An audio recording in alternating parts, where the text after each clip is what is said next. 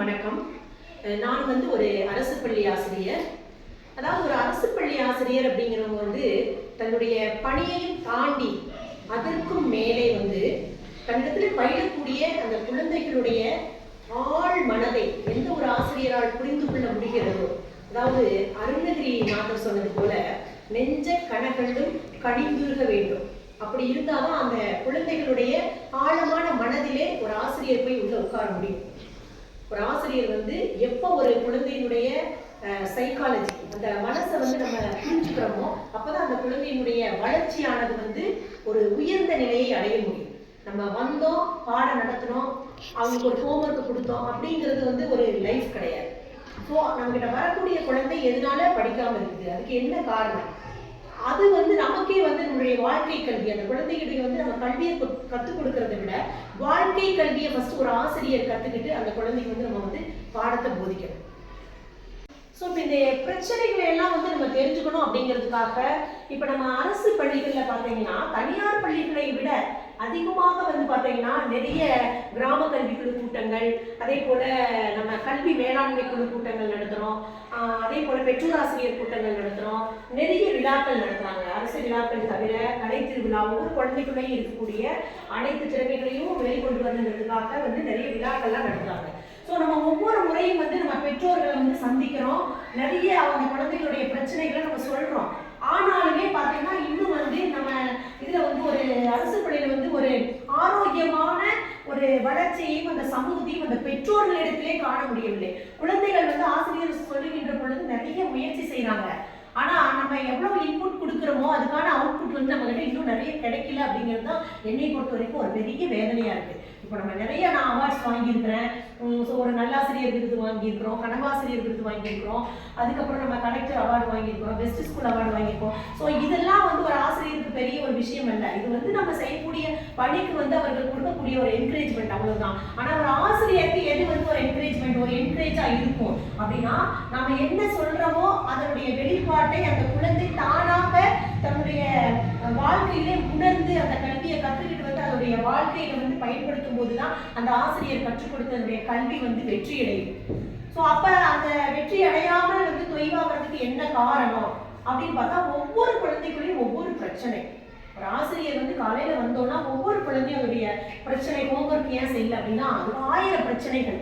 அந்த ஒரு குழந்தையுடைய பிரச்சனையை நம்ம கேட்கும்போது நமக்கே ஒரு 10 நிமிஷம் நம்ம கிளாஸ் எடுக்கிறதுக்கு நம்ம எவ்வளோ மோட்டிவேட் பண்ணி இன்னைக்கு நம்ம அந்த கிளாஸை எடுக்கணும் அப்படின்னு நம்ம நினைச்சு வருவோம். ஆனால் அவங்க வரும்போதே இந்த குழந்தைகளுடைய தாக்கத்தை கேட்கும்போது நம்ம மனசுல ஆழமா நமக்குள்ளேயே ஒரு மிகப்பெரிய ஒரு வருத்தத்தை ஏற்படுத்தக்கூடிய நிலையில தான் இன்னைக்கு நிறைய குழந்தைகள் வராங்க.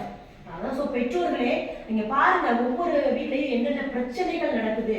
தயவு செஞ்சு இந்த குழந்தைகளுக்கு, இந்த பெற்றோர்களுக்காகவே தான் நான் போடுறேன். நான் இது என்ன பிரச்சனைகள் வீட்டில் நடக்குது, இந்த குழந்தைகள் எங்ககிட்ட சொல்லும் போது எங்களால் அந்த பிரச்சனையை எவ்வளவு தீர்க்க முடியுமோ நாங்கள் முயற்சி பண்றோம். அதையும் தாண்டி அந்த குழந்தைகளுடைய மனதிலே எவ்வளவு பெரிய ஒரு கவலைகளையும் ஒரு வருத்தத்திலையும் சுமந்துக்கிட்டு இந்த குழந்தைங்க ஸ்கூலுக்கு வராங்க. அப்ப நம்ம அந்த மாதிரியான ஒரு சூழ்நிலையை மனசுல கனத்த ஒரு மனதோடு ஒரு வகுப்பறையிலே ஒரு குழந்தை அமர்ந்திருக்கின்ற பொழுது நம்ம எவ்வளவு உற்சாகமாக பாடல்களை சொன்னாலும் கதைகளை சொன்னாலும் அவர்களை தட்டி கொடுத்து மார்போடு அனைத்து நம்முடைய கல்வியை புகற்றினாலும் கூட அவர்களுடைய ஆழ் மனதிலே ஒரு கவலை இருக்கும், தனி சோகம்னு இருக்கும். ஸோ அதை எங்களால் தீர்க்கவே முடியல, எவ்வளவோ நம்ம பண்றோம். ஸோ அந்த மாதிரியான ஒரு நிலைகள் எல்லாம் பெற்றோர்கள் வராத அளவிற்கு குழந்தைகளை சிறிய வயதிலிருந்தே நீங்க என்ன செய்யணும், நல்ல ஒரு ஆரோக்கியம் உள்ள ஒரு உற்சாகமுள்ள குழந்தைகளா நம்ம ஒவ்வொருத்தரும் நம்ம குழந்தைகளை வளர்க்கணும். அதுக்காக தான் இந்த பெற்றோர்கள் நம்ம உலகத்துல பாடுபடுறோம், சம்பாதிக்கிறோம், எல்லாம் நம்ம உலகத்துல ஓடி ஆடி உழைக்கிறோம். ஒவ்வொரு குழந்தையும் அது கல்வியில எங்க தடை ஏற்படுகிறது, எந்த இடத்துல அந்த புள்ளி ஆரம்பமாகிறது, அந்த புள்ளியே அவங்களுக்கு ஸ்ட்ராங்கா ஆயிடும் போது அந்த குழந்தைகள் அடுத்தடுத்து ஆர்வம் இல்லாம போயிடுறாங்க. ஸோ அது எப்படி அந்த குழந்தை ஒவ்வொரு வகையிலையும் பாதிக்குது அப்படிங்கிறது இப்போ நீங்களே ஒரு சின்ன வீடியோவாக நீங்க பார்க்க போறீங்க. ஒவ்வொரு வீட்லயும் இருக்கக்கூடிய ப்ராப்ளங்கள், ஸோ எப்படி அதை எப்படி ஒரு ஆசிரியர் ஃபேஸ் பண்ணி கொண்டு போய் அந்த குழந்தைய நம்ம நல்ல வழியில நாங்கள் முயற்சி பண்ணி கொண்டு போயிட்டு இருக்கிறோம் அப்படிங்கிறத நீங்க இப்போ ஒரு சின்ன ஒரு வீடியோ மூலமா நீங்க இப்போ பார்க்க போறீங்க.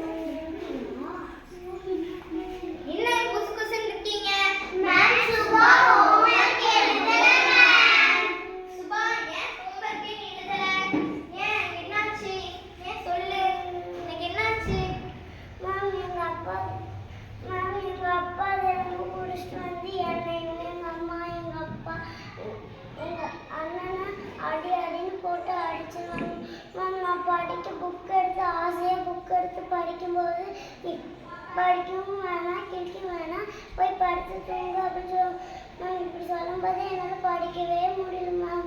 நான் படித்து பெரிய கலெக்டராக ஆகணும்னு நினைக்கிறேன் மேம். சரி நீ கவலைப்படாதடா. என் சொல்லி பேச்சு கேட்டு நீ படிச்சினா நீ படிச்சிருவ சரியா? நீ கவலையே படாத. ஓகே உட்காருங்க. ஏன்பா என்னாச்சு? நானே என்னோட பிரச்சனை தெரிஞ்சுட்டு பேசணும்னு ஆசைப்படுறேன். நானே இந்த ஸ்கூலுக்கு புதுசா வந்திருக்கேன். யாருக்காச்சும் என்னோட பிரச்சனை பத்தி தெரியுமா? மேம் எனக்கு தெரியும் மேம். சொல்லுடா. மேம் இவங்க அப்பா ஒரு குதிரை வண்டி வச்சிருந்தாரு மேம்.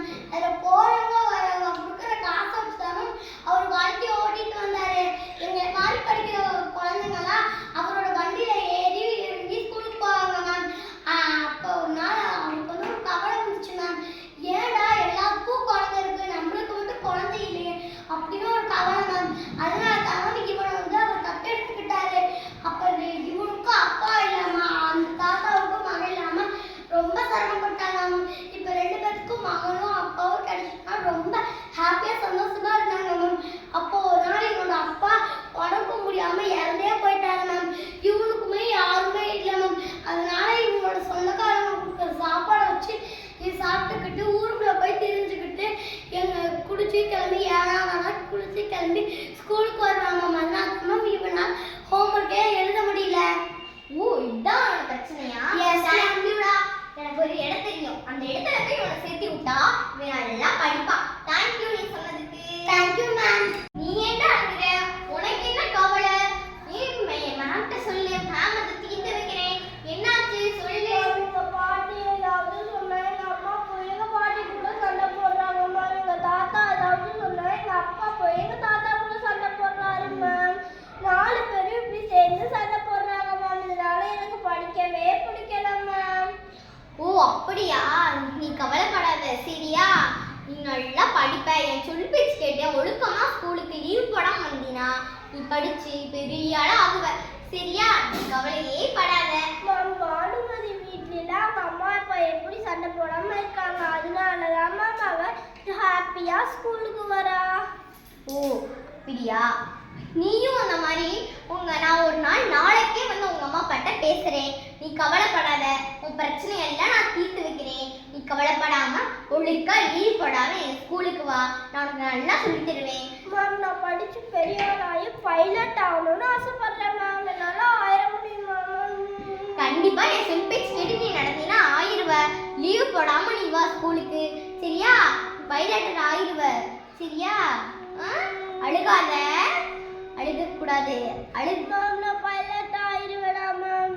நீ சொல் பேச்சு கேட்டு நடந்தீனா நீ கண்டிப்பா பைலட் ஆவ சரியா? அழக்கூடாது. சரிங்க மேம். அழாத. நீ பைலட் ஆயிருவ. பெற்றோர்களே இது போன்று நிறைய பிரச்சனைகளோடு வந்து குழந்தைகள் அன்றாட வகுப்பறைக்கு வருகிறார்கள். ஸோ அதையும் தாண்டி எங்களிடம் பயிலக்கூடிய மாணவர்கள்ல வந்து அவர்களை அன்போடும் கனிவோடும் பெற்றோர்களுடைய ஒத்துழைப்போடும் எங்களோடு சேர்ந்து வளர்ந்த குழந்தைகள் பார்த்தீங்கன்னா நிறைய பேர் என்னுடைய பணி அனுபவத்திலே வந்து வர்த்தகர்களாக இருக்கிறார்கள், பொறியியல் வல்லுநர்களாக இருக்கிறார்கள், ஆசிரியர்களாக இருக்கிறார்கள், இராணுவ பணியிலே பணியாற்றிக் கொண்டிருக்கக்கூடிய மாணவர்கள் இவர்களெல்லாம் வந்து நிறைய குழந்தைகள் இருக்கிறார்கள். ஸோ மரியாதைக்குரிய பெற்றோர்களே, குடும்பம் அப்படிங்கிறது வந்து அன்பினுடைய அடித்தளமாக உருவாக்கப்பட்டுள்ள ஒரு கோவில். ஸோ இன்னைக்கு இருக்கக்கூடிய இந்த அந்நிய கலாச்சாரங்களை, அதாவது இந்த யூடியூப்ல தேவையற்ற நிறைய ஒரு விஷயங்களை எல்லாம் வந்து குழந்தைகள் தெரிந்து கொண்டு நம்முடைய பண்பாட்டினுடைய விருப்பங்களை எல்லாம் மறந்து கொண்டிருக்கக்கூடிய இந்த செய்திகளை வந்து நாங்கள் வந்து இந்த இளம் வயதிலேயே இந்த குழந்தைகளிடத்திலே நாங்கள் அன்றாட வகுப்பறையிலே பார்த்து கொண்டுதான் இருக்கிறோம். அதாவது ஒரு குழந்தையினுடைய வளர்ச்சி என்பது வந்து ஒரே நாளில் வந்து வளர்ந்து விடுவதில்லை. அவை வந்து ஒவ்வொரு செங்கல்லாக வைத்து எழுகின்ற ஒரு அழகிய வீடுதான் ஒரு குழந்தையினுடைய வளர்ச்சி என்பது. அதாவது ஆசிரியருடைய உள்ளம் என்பது அன்பு கனிந்த இல்லம். ஏனென்றால் ஆசிரியர்களிடத்திலே ஆணவம் இல்லை, சுயநலம் இல்லை, பகைமை இல்லை, பொறாமை இல்லை. அதாவது ஒரு பசுவினுடைய மடி காம்பிலே சுரைக்கின்ற பாலை என்றைக்குமே பசு அருந்த முடியாது என்பதுதான் நியதி. அதே போலதான் இந்த உலகத்திலே எவ்வளவு ஒரு உயரிய கல்வியை மாணவர்களுக்கு ஆசிரியர் கற்றுக் கொடுத்தாலும் அந்த உயரிய கல்வியானது அதனுடைய தகுதியை சமூகத்திற்கு பயன்படுத்தினை ஒழிய எந்த ஒரு ஆசிரியரும் அதை தனதாக்கி கொண்டு சிறப்பாக கொண்டாட முடியாது. அதுதான் ஆசிரியருடைய உயர்ந்த பணி என்பது.